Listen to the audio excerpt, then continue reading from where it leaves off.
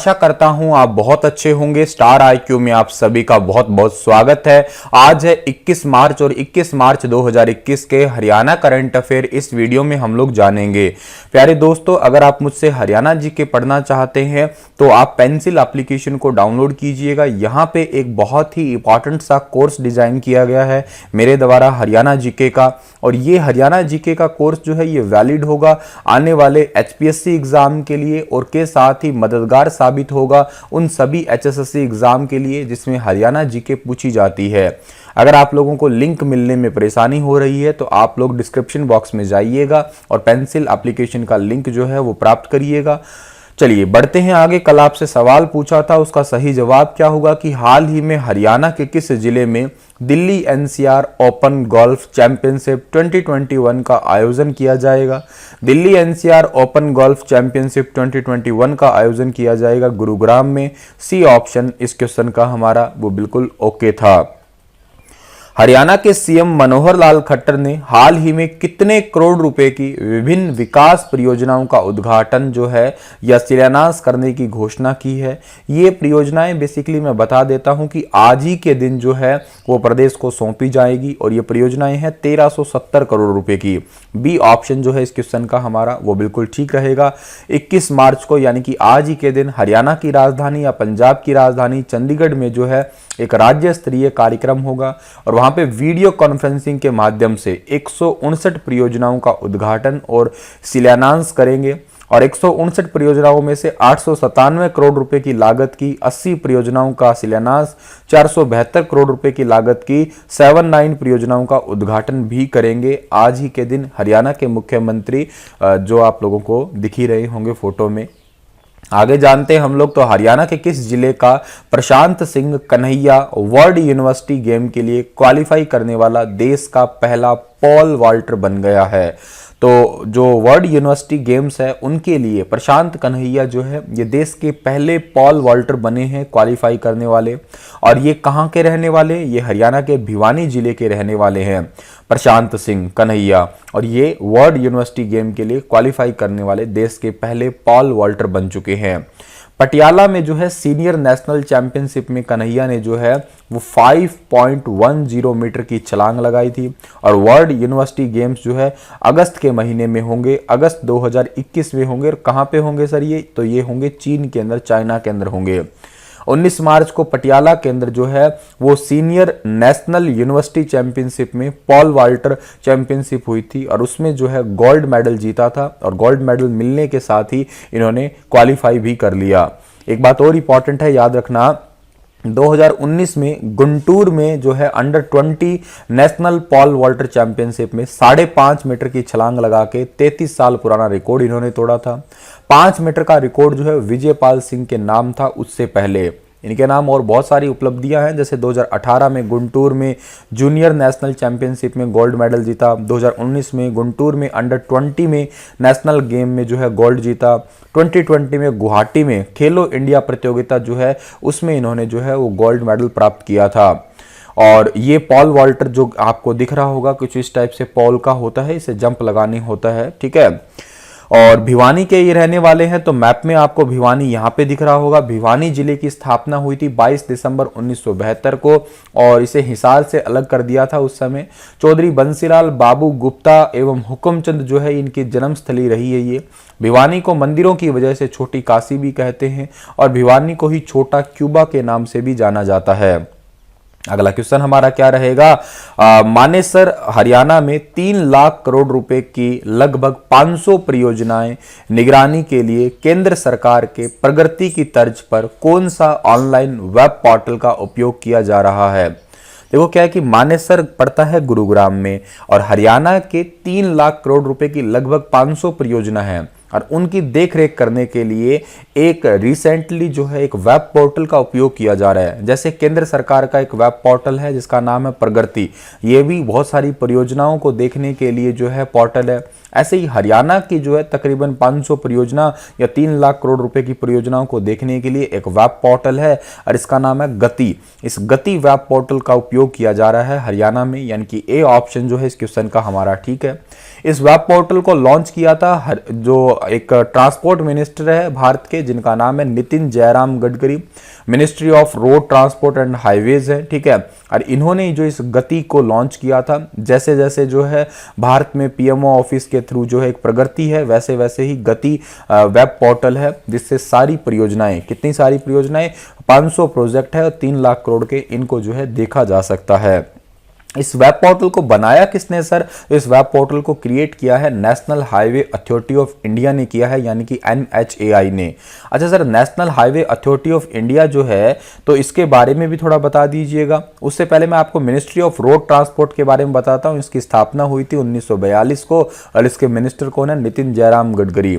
और national highway authority of India जो है राष्ट्रीय राजमार्ग प्राधिकरण निगम है, इसकी स्थापना 1988 को हुई थी और इसका भी हेडक्वार्टर कहां पे है? न्यू दिल्ली के अंदर है। देश में पहली बार हरियाणा के किस जिले में ट्रांसजेंडर कैदी जेल में रेडियो जॉकी बनेगा? वेरी इंपॉर्टेंट क्वेश्चन है और इस क्वेश्चन का सही आंसर रहेगा हिसार में ऐसा होगा। ए ऑप्शन जो है इस क्वेश्चन का हमारा वो बिल्कुल ठीक रहेगा। देश में पहली बार ट्रांसजेंडर कैदी जेल में रेडियो जॉकी बनेगा। इसकी शुरुआत हिसार केंद्रीय जेल यानी कि हिसार सेंट्रल जेल में जो है बंद कैदी से होगी।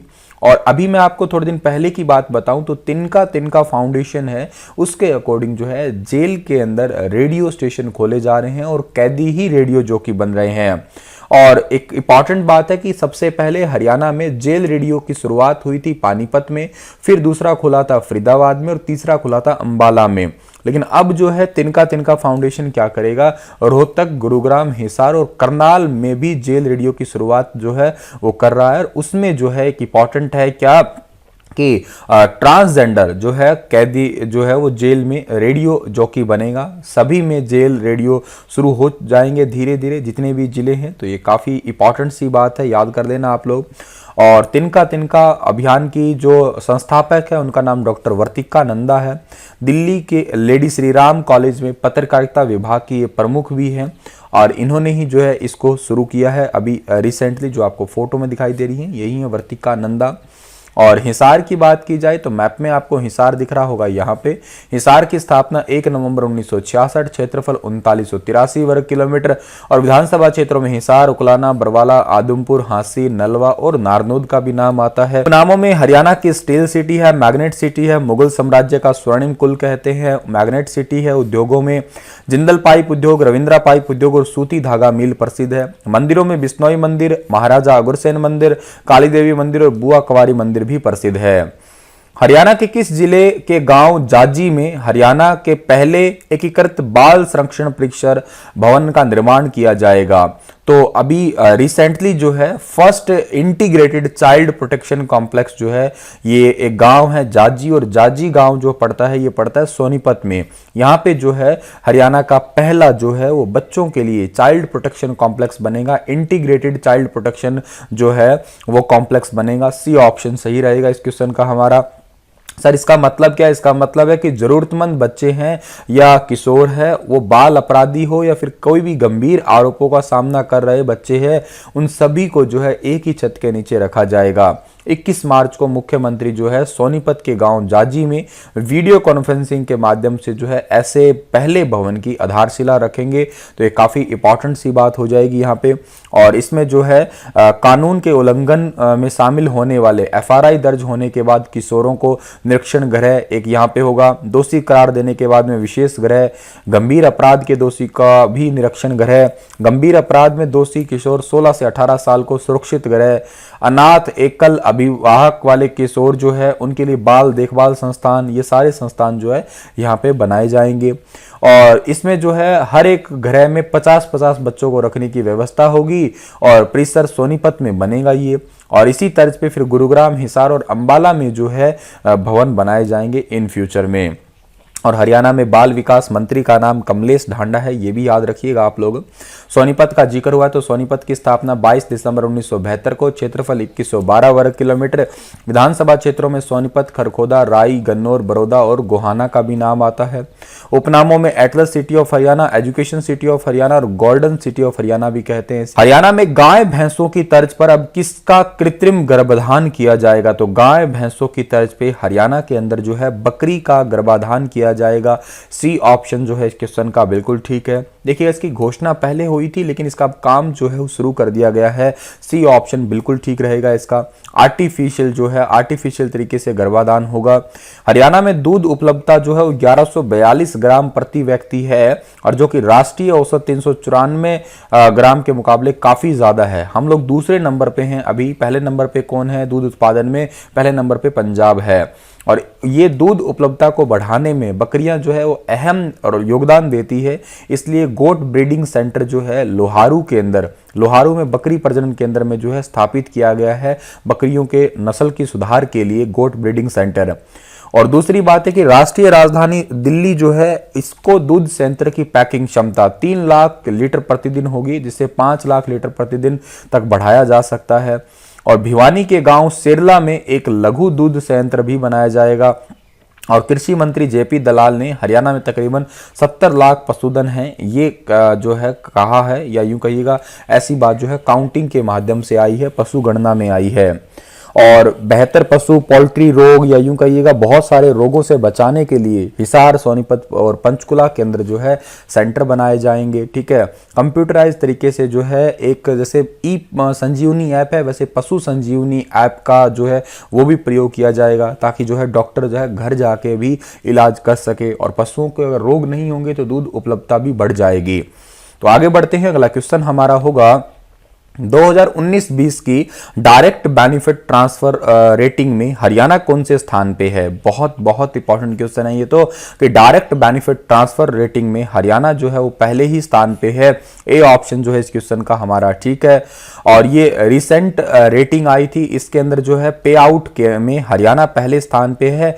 छोटे राज्यों के अंदर 4782 करोड़ ठीक है ये ट्रांजैक्शन था और इसी वजह से जो है ये हरियाणा पहले स्थान पे है। दूसरे स्थान पे इसमें उत्तराखंड है 1060 करोड़ का ट्रांजैक्शन। और तीसरे स्थान पे या यूं कहिएगा सबसे घटिया रैंकिंग जो है आई है वो है वेस्ट बंगाल की है, 36वीं रैंक है और इनका जो है वो 8793 जो पे आउट है ठीक है 5 करोड़ से प्लस जा चुका है इनका पे आउट। पहले नंबर पे देखिएगा हरियाणा है, दूसरे नंबर पे उत्तराखंड है, तीसरे नंबर पे जो है वो वेस्ट बंगाल है।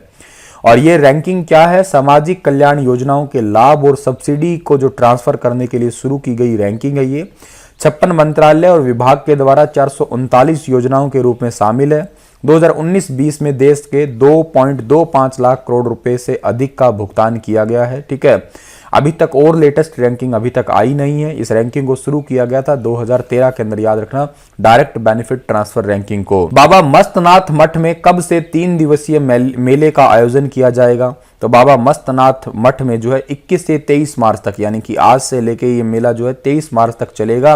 और इस मेले में जो है कोविड-19 के टीकाकरण के कैंप भी लगाए जाएंगे। बाबा तोतानाथ महाराज के समय से ही ये वार्षिक मेला लगाया जाता है और दुनिया भर में भक्त बाबा मस्तनाथ का आशीर्वाद लेने के लिए बहुत सारे लोग यहाँ पे आते हैं, ना केवल भारत से बल्कि दुनिया भर से ही। नवमी के दिन ऋषि मुनि तपस्वी महादेव समस्त गण गुरु गोरखनाथ के साक्षात जो है यहाँ पे दर्शन करते हैं बाबा मस्तनाथ। अब आप मुझे कमेंट में बता सकते हैं कि बाबा मस्तनाथ का मेला जो है किस जिले में लगता है? तो ये तो एक फैक्चुअल क्वेश्चन हुआ, बताइए आप लोग। पशुपालक किसानों के क्रेडिट कार्ड बनाने में हरियाणा का कौन सा स्थान जो है या कौन सा जिला जो है वो प्रदेश भर में पहले ही स्थान पे है? तो पशुपालक किसानों के क्रेडिट कार्ड बनाने में जो है पहले स्थान पे जींद ही है। जींद में भैंसे भी हरियाणा में सबसे ज्यादा है। ए ऑप्शन सही है इस क्वेश्चन का हमारा। जींद जिले में अब तक जो है 4200 पशुपालकों के पशु किसान क्रेडिट कार्ड बना दिए गए हैं और उनको आर्थिक सहायता दी भी जा चुकी है। किसानों को बिना ब्याज के 1,60,000 रुपए तक का लोन दिया जा रहा है और हालांकि 7% की ब्याज दर पे लोन दिया जाता है। ठीक है, इस योजना के नॉर्मली जो है 7% की दर पे। इस 7% में क्या होता है देखिएगा, 3% तो केंद्र सरकार की सब्सिडी होती है और 4% जो है वो बेसिकली राज्य सरकार छूट दे रही है। तो 4 3 7 तो टोटल 0 हो ही गया उनके लिए। और योजना के तहत जो लिया गया लोन जो है वो बिना ब्याज का ही हुआ इस प्रकार से। और इसके लिए किसान को अपने पशु का बीमा करवाना होगा जो मात्र 100 रुपए में ही होता है। योजना को लागू करने की जिम्मेदारी पशुपालन विभाग की और लीड बैंक का दर्जा जो है जिसे पंजाब नेशनल बैंक है उसको ये दर्जा दिया गया है। तो इतनी इंपॉर्टेंट बात है। आगे बढ़ते हैं, अगला क्वेश्चन होगा। उससे पहले जींद के बारे में जान लो। जब हरियाणा बना तब सबसे छोटा जींद ही था। जींद को हरियाणा का हार्ट भी कहते हैं। 1 नवंबर 1966 को ही जींद बन गया था। इसे milk city of heart city of Haryana दोनों ही कहते हैं। वीटा मिल्क प्लांट, लक्ष्य मिल्क प्लांट और चमड़ा साफ करने का कारखाना प्रसिद्ध है। रानी तालाब मंदिर है, जयंती देवी मंदिर है और भगवान परशुराम मंदिर भी प्रसिद्ध है। अगला क्वेश्चन है, हाल ही में दुनिया के 30 सबसे प्रदूषित शहरों में हरियाणा का कौन सा जिला शामिल हुआ है? तो ये 30 सबसे प्रदूषित शहरों में भी जींद जो है ये शामिल हुआ है। ए ऑप्शन सही है। वैसे जींद की आबादी बहुत कम है, तकरीबन 1.5 लाख की आबादी है। एक छोटा सा शहर है और जिसमें ना तो कोई प्रदूषण फैलाने वाली फैक्ट्री है, ना ही ज़्यादा संख्या में सड़कें है या उन सड़कों पे व्हीकल है। फिर भी जो है दुनिया के 30 सबसे प्रदूषित शहरों में जींद शामिल हुआ है। प्रदूषण का कारण क्या है सर? शहर की ज़्यादातर सड़कें है उतनी ही टूटी हुई है और व्हीकल चलने पर इन सड़कों पे धूल जो है उठती है, जिस वजह से जो है एयर क्वालिटी इंडेक्स बिगड़ा और जींद जो है टॉप 30 दुनिया भर के टॉप 30 शहरों में शामिल कर दिया गया, प्रदूषित शहरों में। इसी के साथ ये लेक्चर समाप्त होता है और आप लोगों के लिए क्वेश्चन है कि हाल ही में हरियाणा में पंजाब के नाम से चल रहे कितने कानूनों से पंजाब शब्द हटा के हरियाणा कर दिया? 150, 160, 154, 140। बताइए विस्तार से। कल फिर हाजिर होऊंगा लेटेस्ट अपडेट के साथ। तब तक stay happy, stay healthy. Thank you so much.